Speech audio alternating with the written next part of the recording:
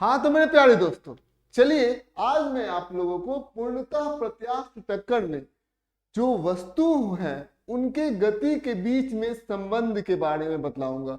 तो सबसे पहले हमारे पास एक वस्तु A है। इस वस्तु A का जो द्रव्यमान है वो है हमारा m1 और इस वस्तु का जो आरंभिक वेग है वो है हमारा u1। ठीक है। अब हमारे सामने दूसरी वस्तु है जिसको हम लोग B लिखेंगे। अब इस वस्तु का जो द्रव्यमान है वो m2 के बराबर है और आरंभिक वेग जो है वो u2 के बराबर है। अब हम लोग यहाँ पर देख सकते हैं कि जो पीछे वाली वस्तु है उसका वेग u1 है और वो बड़ी है किससे? आगे वाले वस्तु के वेग के परिमाण से। तो इन दोनों वस्तुओं में क्या हो जाएगा? टक्कर हो जाएगा। ठीक है। अब टक्कर होने के बाद यहाँ पर क्या हो रहा है, ध्यान दीजिएगा। ये वस्तु का द्रव्यमान m है, a है, m1 है और इसका जो अंतिम वेग हो जाएगा वो v1 हो जाएगा। ठीक है। अब यहाँ पर आप देख सकते हैं कि जो हमारा दूसरा वस्तु है m2, इसका जो वेग होगा वो v2 के बराबर हो जाएगा। ठीक है। क्योंकि ये टक्कर कैसा है? ये टक्कर है पूर्णतः प्रत्यास्थ टक्कर। तो हम लोग जानते हैं कि पूर्णतः प्रत्यास्थ टक्कर में सबसे पहले हम लोग संवेग का संरक्षण कर सकते। तो आइए अब हम लोग संवेग का संरक्षण करते। देखिए यहाँ पर सबसे पहले हम संवेग का संरक्षण कर देते हैं। ठीक है। तो देखिए संवेग का संरक्षण। तो सबसे पहले हम लोग जो वस्तु है, दोनों वस्तुओं को हम लोग इसको एक पृथक प्रणाली ले लेंगे। तो दोनों वस्तुओं का आरंभिक संवेग और दोनों वस्तुओं का जो अंतिम संवेग होगा वो बराबर होगा। तो हम लोग यहाँ पर लिख सकते हैं, क्या लिख सकते हैं? आरंभिक संवेग किसके बराबर होगा? वो होगा हमारा अंतिम संवेग के बराबर। ठीक है। अंतिम संवेग के बराबर। तो हम लोग सबसे पहले हम आपसे पूछते हैं आरंभिक संवेग को पता करिए। तो आरंभिक संवेग वस्तु A का कितना हो जाएगा? m1 गुने u1, वस्तु का द्रव्यमान गुने वस्तु की गति से गुना कर देते हैं। तो क्या हो जाएगा? A का हो जाएगा m1 u1। ठीक है। अब B को हम लोग देखते हैं। तो B का आरंभिक संवेग कितना हो जाएगा? m2 u2। तो यहाँ पर हम लोग लिख देते हैं जोड़ m2 u2। बस हमने यहाँ पर लिख दिया। अब देखिए, अब अंतिम संवेग के बारे में वस्तु A का अंतिम संवेग कितना हो जाएगा? m1 v1। तो यहाँ पर हम लोग क्या लिख देंगे? m1 v1। वस्तु B का जो अंतिम संवेग होगा वो कितना हो जाएगा? m2 v2। तो उसको भी हम लोग यहाँ पर लिखेंगे m2 v2 के बराबर हो जाएगा। ठीक है, समझ में आ गया? ये बात आपको समझनी है। फिर हम लोग करेंगे क्या कि जैसे m1 वस्तु वाला द्रव्यमान है उसको एक तरफ लेके आएंगे। ठीक है। तो यहाँ पर और m2 वस्तु वाले द्रव्यमान को इधर लेके जाएंगे। तो सबसे पहले हम लोग इसको इधर लेके आते हैं। तो क्या है यहाँ पर? m1 u1 है, हम लोग m1 v1 को इधर लेके आते हैं। तो कितना हो जाएगा? Minus m1 v1। तो हम लोगों ने इसका काम कर दिया और इसका भी काम कर दिया। ठीक है। अब यहां पर हम लोग बराबर का चिन्ह हम लोग लगाते हैं। इधर क्या बचा है? m2 v2। m2 v2 यहां पर लिख दिया और फिर हम लोगों ने इसमें से क्या घटा दिया? m2 u2 को घटा दिया। तो हम लोग यहाँ पर m2 u2 को हम लोग घटा देंगे। समझ में आ गया? ये बात आपको ध्यान से समझना था। फिर हम लोग क्या लेंगे? इसमें m1 को कॉमन ले लेंगे। तो m1 हम लोग यहाँ पर कॉमन ले लिया तो क्या आ गया हमारा? u1 घटा v1। ठीक। इसमें हम लोग क्या कॉमन ले लेंगे? m2 को कॉमन ले लेंगे। तो m2 जब हमने कॉमन लिया तो क्या आ गया? v2 घटा u2। बस ये हमारा हो गया पहला समीकरण। ठीक है। अब मैं आपसे पूछना चाहता हूं कि क्या हम लोग कुछ और कर सकते हैं क्या? क्या संवेग के संरक्षण के अलावा किसी और का संरक्षण हो सकता है क्या? तो जवाब है हाँ, क्योंकि यह एक पूर्णतः प्रत्यास्थ टक्कर है। तो हम लोग यहाँ पर गतिज ऊर्जा का संरक्षण कर सकते हैं। तो चलिए अब हम लोग गतिज ऊर्जा का संरक्षण करते हैं। देखिए यहाँ पर गतिज ऊर्जा का संरक्षण कर देते हैं हम लोग, क्या दिक्कत है। ऊर्जा का संरक्षण, संरक्षण, ठीक है। गतिज ऊर्जा का फॉर्मूला पता है ना आप लोगों को, क्या है, 1/2 गुने द्रव्यमान गुने गति का वर्ग, ठीक है। तो सबसे पहले आप देखिए वस्तु ए का गतिज ऊर्जा हम लोग यहां पर लिख सकते हैं, आरंभिक गतिज ऊर्जा बराबर आरंभिक गतिज ऊर्जा, गतिज ऊर्जा, ठीक है। यहां पर ध्यान दीजिएगा वो किसके बराबर होगा, वो होगा हमारा अंतिम गतिज ऊर्जा, अंतिम गतिज ऊर्जा, ठीक है। तो यहाँ पर सबसे पहले हम लोग इसको लिख देते हैं, ठीक है। ये हमने इसको यहाँ पर लिख दिया। अब मैं आपसे पूछना चाहता हूं आरंभिक गतिज ऊर्जा कितना हो जाएगा। सबसे पहले इस वस्तु का, वस्तु ए का गतिज ऊर्जा निकालिए। तो 1/2 गुने m1 गुने u1 का स्क्वायर। तो क्या लिख देंगे, वस्तु ए का 1/2 गुने m1 इसका द्रव्यमान और इसका गति कितना है u1 का वर्ग कर देंगे। वस्तु बी का देखिए क्या लिखेंगे हम लोग, 1/2 गुने m2 गुने वस्तु बी का गति कितना है u2 का वर्ग कर देंगे, ठीक, समझ में आ गया। फिर आइए अब हम लोग इन दोनों वस्तु को, ये तो आरंभिक गतिज ऊर्जा हो गया। अब अंतिम गतिज ऊर्जा पर हम लोग आते हैं। अंतिम गतिज ऊर्जा कितना हो जाएगा, 1/2 गुने m1 गुने v1 का वर्ग, इसका गतिज ऊर्जा निकल गया। अब m2 का हम लोग गतिज ऊर्जा निकालेंगे। कैसे निकालेंगे हम लोग, 1/2 गुने m2 गुने v2 का वर्ग कर दिया, ठीक है, समझ में आ गया। अब देखिए हम लोग करने क्या, इसे 1/2 को हम लोग सबसे पहले कॉमन ले लेते हैं, ठीक है। तो m1 u1 का वर्ग जोड़ यहाँ पर 1/2 कॉमन चला जाएगा तो m2 u2 का वर्ग। तो यहाँ पर हम लिख देंगे m2 u2 का वर्ग, ठीक है। अब यहाँ पर हम लोग 1/2 कॉमन ले लेते हैं तो कितना हो जाएगा, m1 इसमें से निकाला m1 v1 का वर्ग जोड़ m2 और ये v2 का वर्ग, ठीक है। 1/2 दोनों तरफ से आप कटाइए, क्या ये कट गया, तो कट गया, ठीक है। तो फिर हम लोग संवेग में क्या कहते हैं, m1 वाले को एक तरफ लगा था, जैसे m1 u1 है m1 v1 है, तो m1 के साथ हम लोगों ने एक साथ m1 u1 minus m1 v1 किया है। वही यहाँ पर भी करेंगे, क्या करेंगे, यहाँ पर m1 u1 का वर्ग है, m1 v1 का वर्ग है। तो सबसे पहले हम लोग एक काम को करेंगे, इसको इस तरफ लेके आएंगे, m1 वाले को एक तरफ लेके आएंगे। तो क्या लिख देंगे, m1 u1 का वर्ग घटाओ m1 v1 का वर्ग, ठीक है। अब हम लोग क्या करेंगे, इन दोनों का काम हो गया। अब इधर क्या बचा, इधर बचा हमारा m2। तो क्या लिख देंगे हम लोग, m2 गुने v2 का वर्ग और इधर क्या बच गया u2, तो माइनस m2 इंटू u2 का वर्ग। ये चीजें आपको ध्यान से समझना है। अब आप क्या करेंगे, सबसे पहले फिर हम लोग यहाँ पर m1 को कॉमन ले लिया तो क्या आ गया, u1 का वर्ग घटाओ v1 का वर्ग। m1 को सबसे पहले हमने कॉमन ले लिया, फिर हम लोग m2 को हम लोगों ने कॉमन ले लिया तो क्या हो जाएगा, v2 का वर्ग घटाओ u2 का वर्ग, ठीक है, हमने कॉमन ले लिया। अब क्या होगा, अब हमारे पास देखिए यहाँ पर आ गया हमारा m1 a square minus B square के ये फॉर्म में है। तो क्या करेंगे, a माइनस बी गुने a प्लस बी। तो सबसे पहले क्या करेंगे, a हो जाएगा u1 माइनस b हो जाएगा v1, a माइनस बी गुने a प्लस b, ठीक है, समझ में आ गया। ये चीजें आपको ध्यान से समझना है। फिर यहां पर आप ध्यान दीजिएगा m2 अब ये क्या करेंगे, v2 minus u2 a minus b into a plus b, ठीक है, समझ में आ गया। ये बात आपको ध्यान से समझना होगा, ठीक है। तो ये v2 प्लस u2 हो गया। अच्छा एक बात बताइए, आप देखिए m1 u1 घटाओ v1 किसके बराबर है, m2 v2 घटाओ u2।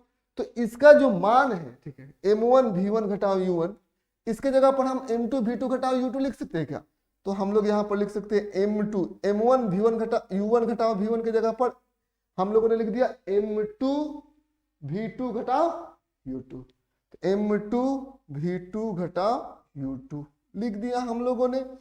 यहाँ पर u1 जोड़ v1 है जो पहले से ही आपके सामने है।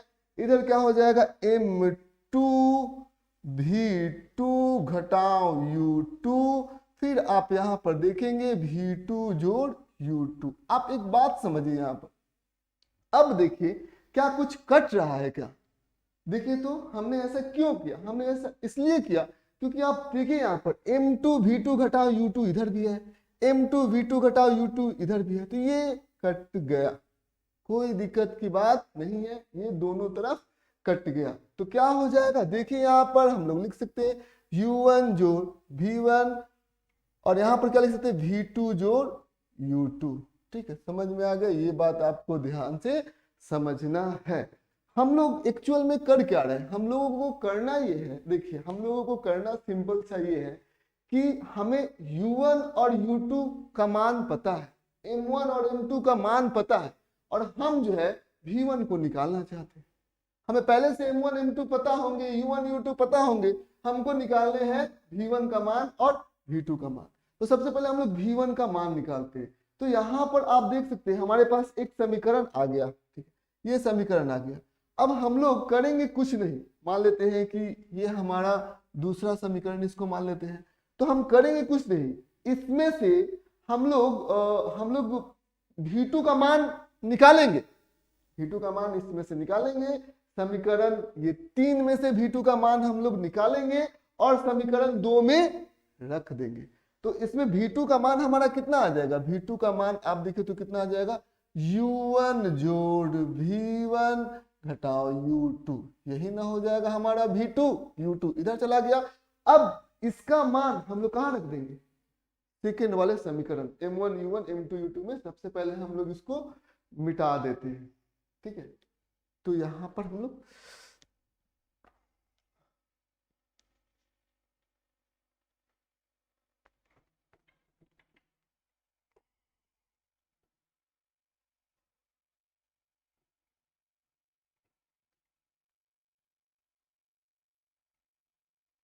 चलिए हम लोग अब मान को रखते हैं। ठीक, अब मान हम लोग यहाँ पर रखते हैं। सबसे पहले हम लोग m1 u1 as it is रखेंगे, तो हम लोग रख दिया m1 u1, कोई दिक्कत की बात नहीं है। यहाँ पर ध्यान दीजिए m2 u2 as it is रखेंगे, कोई दिक्कत की बात नहीं है। m2 u2 को भी हमने रख दिया, ठीक है, कोई दिक्कत नहीं कि m1 u1 m2 u2 तो दिया हुआ। अब देखिए m1 v1, ठीक है, m1 v1, क्योंकि v1 का मान निकालना सही है। अब क्या करेंगे, अब क्या m2 और v2 है, तो m2 v2 के जगह पर हम लोग m2 और v2 के जगह पर हम लोग क्या रख देंगे, m2 v2 के जगह पर हम लोग ये रख देंगे। ये हमारा मान लेते हैं कि चौथा से आया हुआ है। ठीक है, समझ में आ जाए, चौथा इसको मान लेते हैं।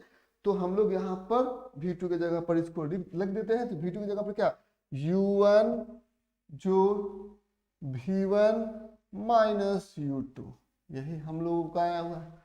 ठीक है, अब हमारे पास सिर्फ और सिर्फ एक ही अननोन है और वो है v2। ठीक है, क्योंकि हमें m1 u1 m2 u2 पता है और हम एक ही अननोन है, वो है हमारा v1। ठीक है, अब उस v1 को हमें निकालना हो। चलिए v1 को हम लोग कैलकुलेट करते हैं। कैसे हम लोग v1 को कैलकुलेट करेंगे, देखिए m1 u1 जोड़ m2 u2, ठीक है, बराबर m1 v1, ठीक है, जोड़ यहाँ पर m2 गुने u1 हो जाएगा। तो m2 गुने u1 हम लोग लिख देते हैं, m2 गुने v1 हो जाएगा, तो ये हो जाएगा हमारा m2 गुने v1, फिर m2 माइनस u2 हो जाएगा, गुना कर दिया तीनों से, m2 u2 हो गया। ठीक है, समझ में आ गया, ये बात आपको ध्यान से समझना। अब फिर हम लोग क्या निकालना है, v1। तो जितने भी m2 u1 m2 u2 है उसको हम लोग एक तरफ लेके आते हैं, एक तरफ लेके आते हैं। तो क्या हो जाएगा यहाँ पर देखिए m1 u1 है जोड़ m2 u2 है, ठीक है। अब देखिए इस माइनस m2 u2 है, जब इधर आएगा तो प्लस m2 u2 में तब्दील हो जाएगा, तो यहाँ पर हो जाएगा प्लस m2 u2, ठीक है, समझ में आ गया। तो ये इसका काम हमारा हो गया, ठीक है। अब देखिए, अब यहाँ पर ध्यान दीजिएगा, अब m2 u1 है, ये प्लस में इधर आएगा तो माइनस m2 u1 हो जाएगा।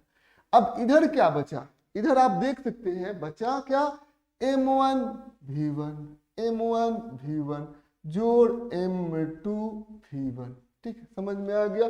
ये बात आपको ध्यान से समझना होगा। अब देखिए यहाँ पर देखिए m2 u2 है, m2 u2 है, तो क्या हो जाएगा 2m2 u2 हो जाएगा। अब यहाँ पर m1 u1 है, तो जोड़ m1 u1 minus m2 u1, ये m1 u1 और माइनस m2 u1 को भी जोड़ दिया हमने। फिर इधर हम लोग क्या ले लेंगे, यहाँ पर m1 है v1 है, m2 v1 है, तो v1 को हम कॉमन ले सकते हैं, तो v1 को हम लोगों ने कॉमन ले लिया, हमारा आ गया m1 जोड़ m2, यही तो आएगा v1 को कॉमन लेने के बाद, कोई दिक्कत ही नहीं है यार। अब क्या होगा, अब देखिए यहाँ पर खेल, अब देखिए m2 u2, अब यहाँ पर देखिए इसमें भी u1 है, इसमें भी u1 है, तो क्या कर सकते हैं, u1 को हम लोग कॉमन ले सकते हैं, u1 को हमने कॉमन ले लिया, क्या आ गया m1 घटाओ m2, ठीक है। और इधर क्या आ जाएगा v1 m1 जोड़ m2, ठीक है, समझ में आ गया। ये बात आपको ध्यान से समझना होगा। फिर हम लोग क्या करेंगे, जैसे मान लेते हैं कि यहाँ पर v1 है, ठीक है, v1 हम लोगों को कैलकुलेट करना होगा, तो v1 हम लोग बड़ी आराम से कैलकुलेट कर सकते हैं। तो कैसे होगा v1, देखिए तो v1 यदि कैलकुलेट करेंगे तो क्या हो जाएगा 2m2 u2 जोड़ u1 m1 घटाओ m2 बटा m1 प्लस m2, ठीक है, समझ में आ गया। ये बात आपको ध्यान से समझना होगा, कोई बस एकदम सिंपल चीजें उसको समझिए। अब क्या करेंगे हम लोग, यहाँ पर ध्यान देंगे 2m2 u2 बटा, ये दोनों दो पार्ट में इसको तोड़ दीजिए, बटा m1 प्लस m2, बीच में जोड़ का साइन दे देंगे, ठीक है। u1 भी आप यहाँ पर लिख सकते हैं m1 माइनस m2 बटा m1 प्लस m2, ठीक है। इसको आप तोड़ कर लिखेंगे तो ये ऐसे आपको आ जाएगा, ठीक है। और एक ऐसे आ जाएगा, जैसे मान लेते हैं 2 + 3 है बटा 4 है, तो आप इसको क्या ऐसे लिख सकते हैं क्या 2/4 जोड़ 3/4, वही तो हम लोगों ने यहाँ पर किया हुआ 2m2 u2 बटा m1 plus m2, u1 m1 minus m2 बटा m1 प्लस m2, ये हो जाएगा हमारा v1। कोई दिक्कत की बात नहीं है, v1 को हम लोगों ने बड़ी आराम से कैलकुलेट कर लिया। इस फॉर्मूले को लिखिए, चाहे नीचे वाले लिखिए, दोनों एक ही हैं, ठीक है। अब हमको चाहिए क्या, v2 चाहिए, तो v2 चाहिए, तो यहाँ पर देखिए हमको v1 मिल गया है। अब v2 हमको यहाँ पर या तो मान आप वैल्यू आप पुट करिए, ठीक है, v1 का मान पुट करिएगा, u1 u2 पहले से है तो v2 हम लोगों को निकल जाएगा। और नहीं तो यदि एक तरीका है, तरीका को समझिए, एक के जगह पर क्या पुट कर दीजिए 2 और 2 के जगह पर 1 पुट कर दीजिए, बस और कुछ नहीं आपको करना। बस यहाँ पर जो सूत्र आया है, जो फॉर्मूले आया है, बस उसको यहाँ पर आप 1 के जगह 2 पुट कर दीजिए, जैसे 1 के जगह पर 2, चाहे 2 के जगह पर आप 1 पुट करिए, बस और कुछ नहीं करना है, ठीक है। तो हम लोग यही काम करने वाले हैं। तो सबसे पहले यहाँ पर क्या 2m2 u2 है ना, तो 2m1 u1 करेंगे, तो क्या हो जाएगा 2m2 के जगह पर 2m1 u1 कर दिया, यहाँ पर प्लस u1 है ना, तो u2 पुट करेंगे प्लस u2। फिर देखिए यहाँ पर m1 घटाओ m2 है, तो सबसे पहले m1 की जगह पर क्या पुट करेंगे m2 घटाओ m1 हो जाएगा, तो m2 घटाओ m1, 1 की जगह पर बस 2 पुट किया, 2 की जगह पर 1, ठीक है। m2 घटाओ m1, और नीचे क्या है m1 जोड़ m2 है, तो m1 की जगह पर m2 और फिर m2 की जगह पर m1, तो m2 जोड़ m1 हो जाएगा। 1 की जगह पर बस 2 पुट कर देना, तो m1 जोड़ m1, यहाँ पर m1 है तो 1 है तो 2 पुट करिए m2, और यहाँ पर m2 है तो जस्ट 1 पुट करिए, m1 हो जाएगा। यहाँ पर क्या v1 है तो क्या पुट कर देना है v2। तो ये v2 का हमें सूत्र जो है वो हमें बड़ी आराम से प्राप्त हो जाएगा। ठीक है, तो ये रिश्ता होता है, कैसा टक्कर है, पूर्णतः प्रत्यास्थ टक्कर है ये। ठीक है, और इस टक्कर में आप ऐसे जो है v1 और v2 के मान को रखेंगे, कोई दिक्कत की बात नहीं है। चलिए कुछ प्रश्नों को हम लोग सॉल्व करते हैं। पहला प्रश्न आपके सामने आता है कुछ इस प्रकार से। ठीक है, यहां पर आप देख सकते हैं दो वस्तु है, एक का द्रव्यमान है 2 kg, ठीक है, और इसका रफ्तार है 10 मीटर प्रति सेकंड। ठीक है, कोई दूसरा वस्तु है, ये हमारा दूसरा वस्तु है, ये है हमारा 1 kg का और इसका रफ्तार है 15 मीटर प्रति सेकंड। ठीक है, समझ में आ गया। अब देखिए दोनों वस्तु आपस में टकराते हैं, टक्कर खाते हैं, तो इस 2 kg और ये कैसा टक्कर है, ये टक्कर होगा पूर्णतः प्रत्यास्थ टक्कर। ठीक है, अब दोनों टक्कर खाते हैं, मान लेते 2 kg वाला 1 kg वाला, पूर्णतः प्रत्यास्थ टक्कर है, लिख भी देते हैं कैसा टक्कर है जी, पूर्णतः प्रत्यास्थ टक्कर, प्रत्यास्थ टक्कर। ये बात आपको ध्यान से समझना होगा, पूर्णतः प्रत्यास्थ टक्कर हो गया। अब यहाँ पर जानिए 2 kg वाले का द्रव्यमान, मान लेते रफ्तार जो है वो हमारा हो गया है v1 और 1 kg वाले का रफ्तार हो गया हमारा v2। ठीक है, समझ में आ गया, v2 हो गया, मान लेते v1 और v2 है, किस दिशा में हमें नहीं मालूम है। ठीक है, हमें यही v1 और v2 हमें निकालना है, तो सबसे पहले हम लोग v1 को निकालते हैं। तो v1 को निकालने का सूत्र हमारे सामने कुछ इस प्रकार से, तो इसमें हम लोग देख रहे हैं m2 u2 m1 u1 हम लोगों को पता होना चाहिए, तो हम लोग इसको मान लेते हैं 1, तो ये हो जाएगा m1। m1 हमारा कितना है जी, 2 kg के बराबर है। कोई दिक्कत, यदि हमसे कोई पूछेगा u1 का मान बताइए, u1 का मान आप बोलेंगे कितना हो जाएगा, ये हो जाएगा हमारा 10 मीटर प्रति सेकेंड। ठीक है, m1 u1 निकल गया, इसको हम लोग पॉजिटिव लेंगे, धनात्मक लेंगे, क्यों, क्योंकि इधर के डायरेक्शन को हम लोग धनात्मक ले लेते हैं। ठीक है, अब आइए अब हम लोग m2 के बारे में बात करें। m2 देखेंगे कितना है हमारा, 1 kg के बराबर है, तो ये m2 हो गया हमारा 1 kg। अब एक बात बताइए u2 किसके बराबर है, देखिए +15 होगा कि -15 होगा, तो होगा ये क्या, -15 मीटर प्रति सेकंड। ये हो जाएगा हमारा u2, कोई दिक्कत की बात नहीं है। ठीक है, अब हम लोगों को निकालना है v1, तो v1 कैसे निकलेगा जी, सूत्र पर जाइए आप, 2m2 u2 हम लोग यहाँ पर लिखेंगे, 2m2 u2 लिख दिया, फिर क्या लिखेंगे, जोड़ u1 m1 घटाव m2 बट्टा m1 जोड़ m2, ये हम लोगों को पता है m1 जोड़ m2। तो सबसे पहले यहाँ पर आप ध्यान दीजिएगा कि यहाँ पर -15 क्यों लिखा, क्योंकि इसकी दिशा जो है u2 की जगह पर -15 इसलिए लिखा क्योंकि इसकी दिशा कुछ इस प्रकार से, इसलिए -15 हमने लिख दिया। अब देखिए यहाँ पर देखिए 2 m2 कितना है, 1 kg है, तो 2 गुने 1 u2 कितना है, ध्यान दीजिएगा, u2 पता है क्या, u2 हमको पता है -15, तो यहाँ पर 2m2 u2 -15 से गुना कर दिया, जोड़ u1 हमारा कितना है 10, तो यहाँ पर हम लोग 10।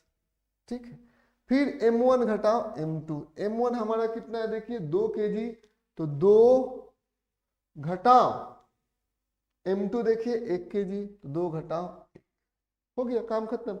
बट्टे हम लोग क्या करेंगे, बट्टे हम लोग करेंगे m1 जोड़ m2, तो m1 हमारा कितना है 2 kg और m2 कितना है 1 kg, तो 2 kg जोड़ 1 kg। ठीक है, ये इतना मीटर पर सेकेंड हो जाए। ठीक है, ये हमारा क्या निकल गया, ये हमारा v1 निकल गया। चलिए आगे बढ़ते हम लोग, तो क्या करेंगे हम लोग, 2 गुने -15 -30 लिख देंगे, 10 गुने 1, क्योंकि 2 घटाव 1 ही आता है, तो क्या हो जाएगा +10, कोई दिक्कत की बात, बट्टा ये कितना 2 + 1 3। ठीक, तो यहाँ पर आप देख सकते हैं ये हो जाएगा माइनस 30 माइनस 10 माइनस 20 बटा 3 मीटर प्रति सेकेंड। आप यहाँ पर ध्यान से समझ लीजिए, ठीक है। तो यहाँ पर आप देख सकते हैं माइनस 20 बटा 3 मीटर प्रति सेकेंड क्या आ रहा है, v1 आ रहा है। तो माइनस में आ रहा है मतलब इसका जो वेग है, ठीक है, इसका जो वेग है आप देख सकते हैं कितना हो जाएगा, पीछे की तरफ हो जाएगा माइनस 20 बटा 3, ठीक है। समझ में आ गया, ये बात आपको ध्यान से समझना होगा। ये हमारा हो गया v1, ठीक है। अब आइए हम लोग v2 के बारे में बात कर लेते हैं। तो v2 के बारे में जब हम लोग बात करेंगे तो कितना होगा, सबसे पहले देखिए v2 के जगह पर, ठीक है। तो v2 के जगह पर क्या होता है, v2 का सूत्र हम लोगों ने किया 2m1u1। तो हम लोग क्या करेंगे 2m1, m1 हमारा कितना है देखिए 2 kg, तो 2 इंटू 2m1 u1 कितना है 10, 2 इंटू 2 इंटू 10 m1 u1 है, जोड़ u2 देखिए तो हमारा कितना है u2 हमारा हो गया -15। तो यहाँ पर जोड़ -15 u2 गुणे m2 घटाओ m1। तो m2 कितना है 1 kg और m1 कितना है 2 kg। तो 1 घटाओ 2 करेंगे तो क्या करेंगे 1 घटाओ 2 कर दिया, कोई दिक्कत की बात नहीं है, बटा m2 प्लस m1 बटा m2 प्लस m1, ठीक है। तो यहाँ पर m2 कितना है 2 kg, m1 कितना है 1 kg। तो m2 प्लस m1 हो गया। इसका वेग आप निकालिए कितना हो जाएगा 20 दूना 40। अब 40 में आप देखिए यहाँ पर, इसको देखिए यहाँ पर ये हो गया 40, 20 दूना 40 हो गया। इधर देखिए आप यहाँ पर, ठीक है, ये हो गया -15 में -1, 1 घटाओ -2 -1 हो जाएगा। तो -15 -1 करेंगे तो +15, ठीक। और यहाँ पर कितना हो जाएगा 2 + 1 3, यानी कितना हो जाएगा यहाँ पर आप इसको जब इसको कैलकुलेट करेंगे तो कितना हो जाएगा ये 55/3 मीटर प्रति सेकंड, ठीक है। समझ में आ गया। आपको एक बात पता है ये पूर्णतः प्रत्यास्थ चक्कर है, तो इसमें संवेग का क्या होगा संरक्षण होगा, संवेग का तो संरक्षण होना चाहिए। तो सबसे पहले चलिए देखते हैं संवेग का इसमें संरक्षण हो रहा है कि नहीं हो रहा। तो सबसे पहले क्या करेंगे m1 गुने v1, तो क्या हो जाएगा 2 गुने 10, तो m1 गुने v1 हम लोगों को निकल गया, जो m2 गुने v2, तो m2 कितना है वो है 1 kg और v2 कितना है -15, ठीक है। m2 गुने v2 बटा m1 प्लस m2, यानी कि क्या करेंगे 2 + 1 3 कर देंगे। तो यहाँ पर जब इसको कैलकुलेट करेंगे तो 20 में से -15 गया तो कितना आ गया हमारा 20 में से -15 गया तो -5/3, ठीक। तो ये हमारा पहले हम लोग संवेग को निकालते हैं। तो ये हमारा 2 गुने 10 20 15 1 गुने -15 तो इसका संवेग कितना आ जाएगा 20 में से -15 चला गया तो कितना हो जाएगा 5 kg मीटर प्रति सेकेंड, ठीक है। ये इसका आरंभिक संवेग होगा। अंतिम संवेग के बारे में यदि हम लोग बात करेंगे तो कैसे निकलेगा 2 गुने, इसमें गुना कर देंगे 2 गुने क्या हो जाएगा -20/3, क्योंकि यही इसकी गति है 2 गुने m1 इंटू v1। फिर क्या करेंगे ये क्या है 1 है, ठीक है, इसका द्रव्यमान 1 है, तो क्या करेंगे जोड़ 1 इंटू इसका गति कितना है 55/3, तो क्या करेंगे यहाँ पर 55/3 कर देंगे, ठीक है।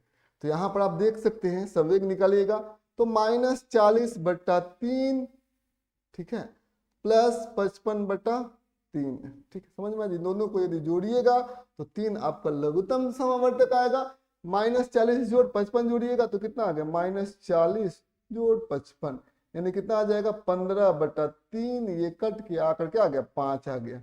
तो हम लोग देखिए अंतिम संवेग में निकाला तो क्या आ गया 5 kg मीटर प्रति सेकेंड, ठीक है। यूनिट भी चाहे तो आप लिख सकते हैं kg मीटर प्रति सेकेंड। और आरंभिक संवेग भी निकाल यहां से m1 गुने u1 m2 गुने u2, तो ये कितना आ गया 5 kg मीटर प्रति सेकेंड, ठीक है। तो हम लोग यहाँ पर कह सकते हैं कि देखिए यहाँ पर संवेग का भी संरक्षण हो रहा है, ठीक है। तो ये इस प्रकार से हम लोग क्वेश्चन को जो हम लोगों ने बनाया है बिल्कुल भी सही तरीके से बनाया है। यहाँ पर इसलिए हमने ये क्वेश्चन आपको दिया हुआ है क्योंकि आपको समझना होगा कि u1 और u2 का मान, ठीक है, ध्यान से धनात्मक या ऋणात्मक ये सोच समझ कर लेना पड़ेगा, ठीक है। दोनों का दिशा सेम रहेगा तो सेम साइन आप ले सकते हैं, लेकिन दिशा विपरीत रहेगा तो आपको जो चिन्ह लेना पड़ेगा u1 u2 v1 v2 में वो बिल्कुल भी विपरीत लेना पड़ेगा, ठीक है। तो ये बात आपको समझनी होगी। चलिए पहले मिटा देते हैं हम लोग इसको।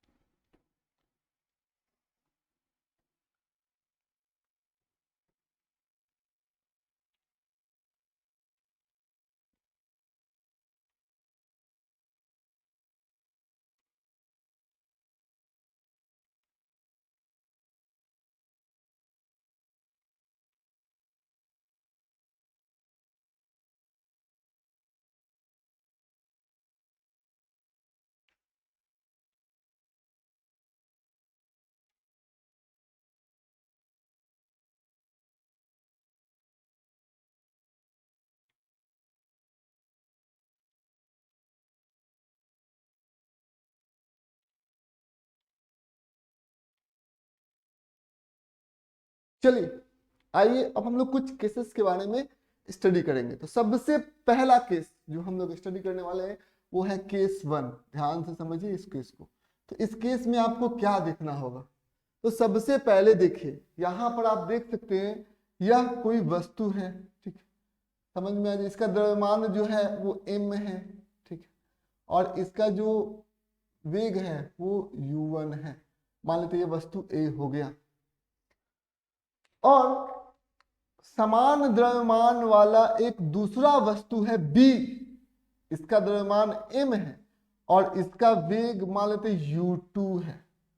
ये टक्कर के पहले की स्थिति है और ये पूर्णतः प्रत्यास्थ टक्कर है। तो जानते हैं क्या होगा जब ये दोनों आपस में टकराएंगे ना, तो क्या होगा, तो उसको ध्यान से समझिए। ये वस्तु हमारा जो A है, ठीक है, इसका द्रव्यमान कितना है, m है, ठीक है, तो इनका जो वेग होगा ना वो एक्सचेंज हो जाएगा, आदान प्रदान हो जाएगा। यानी कि जो A है वो B के वेग को ले लेगा। तो B का वेग किधर है, इधर है, u2, ठीक है, समझ में आ गया।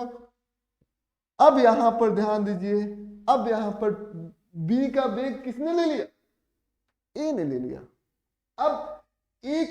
अब जो है हमारा यहां पर ध्यान दीजिए, B जो है किसका वेग ले लेगा, A का वेग ले लेगा। तो B ने A का वेग ले लिया, मतलब u1 इधर है। बस टक्कर के बाद बिल्कुल भी आपको ध्यान से समझना है कि दोनों टकराएंगे तो दोनों का जो वेग होगा वो एक्सचेंज हो जाएगा।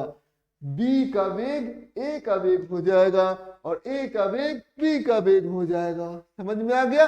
तो ये कब होगा, पूर्णतः प्रत्यास्थ टक्कर में। देखिए आपके सामने एक प्रश्न हम लोग लेते हैं, बहुत ही इंटरेस्टिंग प्रश्न है, देखते हैं आप उसको बना पाते हैं कि नहीं बना पाते। यहां पर देखिए हमारे पास वस्तु है, ठीक है, ये A है, ठीक है, सबका द्रव्यमान सेम है। यहाँ पर 3 वस्तु हैं, A वस्तु, B वस्तु, C वस्तु, 3 वस्तु आपके सामने दिए गए हैं। अब ये जो वस्तुएं हैं इसका जो द्रव्यमान है, तीनों का द्रव्यमान m है, m है, m है। टक्कर जो है वो पूर्णतः प्रत्यास्थ टक्कर है। तो इसका वस्तु का जो वेग है वो 10 मीटर प्रति सेकंड है, ठीक है, समझ में आ गया। तो आपको बताना ये है कि जब पूरी तरीके से टक्कर हो चुका होगा सारे वस्तुओं में, तो A और B और C का अंतिम वेग जो है वो कितना होगा। ये दोनों कहां पर है, विराम में है, रेस्ट में है, ध्यान दीजिएगा। अब देखिए टक्कर हो रहा है यहाँ, तो टक्कर हो रहा है तो जो हमारा A वस्तु है, ठीक है, A वस्तु है, इसका द्रव्यमान m है और ये A वस्तु है, ये क्या करेगा, B से टकराएगा, B से टकराएगा। तो क्या करेगा, पूर्णतः प्रत्यास्थ टक्कर है, तो B का वेग कितना होगा, B का वेग पहले कितना था, 0 था। तो ये जब A और B के बीच में पहला टक्कर होगा तो A जो है वो B का वेग ले लेगा, मतलब A कहां पर आ जाएगा, रेस्ट में आ जाएगा। और A जो है अपना वेग किसको दे देगा, B को दे देगा। यानी कि अब B का जो वेग है वो 10 मीटर प्रति सेकंड हो गया पहले टक्कर के बाद। लेकिन B क्या करेगा, C के साथ पूर्णतः प्रत्यास्थ टक्कर करेगा। तो प्रत्यास्थ टक्कर तो करेगा, पूर्णतः प्रत्यास्थ टक्कर, तो जानते हैं क्या हो जाएगा, तो होगा ये कि जब B के साथ C टकराएगा ना, ठीक है, तो C का वेग कितना है, 0। तो फिर वही B क्या ले लेगा, मान लेते हैं उसका वेग कितना हो जाएगा हमारा 0, B का वेग फिर 0 होगा क्योंकि वो C का वेग ले लिया। और C जो है वो क्या करेगा, B का वेग ले लेगा, यानी कि 10 मीटर प्रति सेकंड।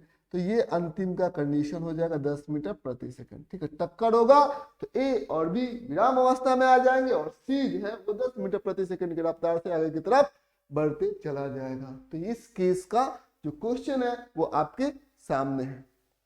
फिर आइए केस 2 के बारे में हम लोग पढ़ते हैं। देखिए ये केस 2 को ध्यान से आप लोगों को समझना है, क्या है ये केस 2।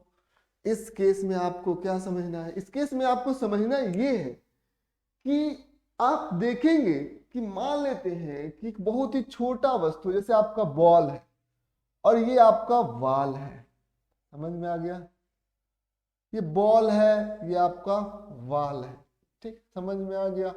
तो बॉल है, वाल है। अब बॉल की जो वेग है वो कितना है, वो है हमारा u, ठीक है, समझ में आ गया। और वाल क्या है, विराम अवस्था में है, रुका हुआ है। तो बॉल जो है बॉल का द्रव्यमान है m और वाल का द्रव्यमान है कैपिटल M। हमें पता है कि वाल का जो द्रव्यमान है वो बॉल के द्रव्यमान से बहुत ज्यादा है, ऐसा टक्कर है। वाल क्या है यहाँ पर, U2 क्या है यहाँ पर, रेस्ट में है, ठीक है। अब देखिएगा तो ऐसा यदि सिचुएशन होगा तो दोनों के बीच में यदि पूर्णतः प्रत्यास्थ टक्कर होगा तो जो ये बॉल है u वेग से टकराएगा और फिर ये बॉल जो है वो पीछे की तरफ u वेग से आ जाएगा। समझ में आ गया? ये बात आपको ध्यान से समझना होगा, पीछे की तरफ ये u वेग से फिर लौट आएगा। ठीक, ये कैसा हो गया, ये टक्कर कैसा हो गया, पूर्णतः प्रत्यास्थ टक्कर हो गया। ठीक है, समझ में आ गया। पुनः वापस ये, और ये वाल जो था पहले भी रेस्ट में है, अब भी क्या हो जाएगा, रेस्ट में ही रहेगा। ठीक है, ये हमारा हो गया केस सेकेंड। ठीक है, ये हमारा ये रेस्ट में पहले भी था, अब भी ये क्या होगा, रेस्ट में ही होगा। ये हमारा केस 2 है। आइए हम लोग केस 3 के बारे में समझते हैं। केस 3 क्या होता है उसको समझें। मान लेते हैं कि वाल है और वाल का जो द्रव्यमान है बहुत ज्यादा है, हेवी ऑब्जेक्ट है, और हेवी ऑब्जेक्ट जब किसी लाइट ऑब्जेक्ट के साथ टक्कर खाता है, मान लेते हैं हेवी ऑब्जेक्ट का स्पीड कितना है, v। समझ में आ गया? हेवी ऑब्जेक्ट जब किसी लाइट ऑब्जेक्ट के साथ टक्कर खाता है तो जानते हैं ये लाइट ऑब्जेक्ट का द्रव्यमान कितना है, m। तो क्या हो जाएगा, m is very very much greater than small है। ठीक, समझ में आ गया? ये बात आपको तो समझ में आती है। अब जब ये हेवी ऑब्जेक्ट जिसका वेग है v और जो लाइट ऑब्जेक्ट है हल्का है उसका वेग है 0, रेस्ट में, तो जब ये दोनों एक दूसरे के साथ टकराएंगे तो जो हमारा m होगा उसका जो वेग हो जाएगा वो किसके बराबर हो जाएगा, 2v के बराबर। ठीक, समझ। और जो हेवी बहुत ही भारी वस्तु है टकराने के बाद उसके वेग में कोई अंतर नहीं पड़ेगा, वो भी ही रह जाएगा। लेकिन जो बहुत ही छोटा माइन्यूट जो है एकदम लाइट ऑब्जेक्ट है उसका वेग क्या हो जाएगा, उसका वेग जो हो जाएगा रेस्ट में ना, तो जो वस्तु का वेग क्या है, v है, तो ये लाइट पार्टिकल का वेग 2v हो जाएगा। समझ में आ गया? जैसे यदि मान लेते वाल 10 मीटर प्रति सेकंड से जा रहा है और उसने क्या किया, बहुत ही एक हल्की हौली चीजों के साथ जब वो टकराया तो जो हौली चीजें हैं उसका जो रफ्तार हो जाएगा वो 20 मीटर प्रति सेकंड के बराबर हो जाएगा, और वाल का जो रफ्तार होगा उस छोटी से चीजों को टकराने के बाद उसमें कोई भी परिवर्तन नहीं होगा। ठीक है, उम्मीद करते हैं आज का क्लास इंफॉर्मेटिव रहा होगा। बस आज इतना ही।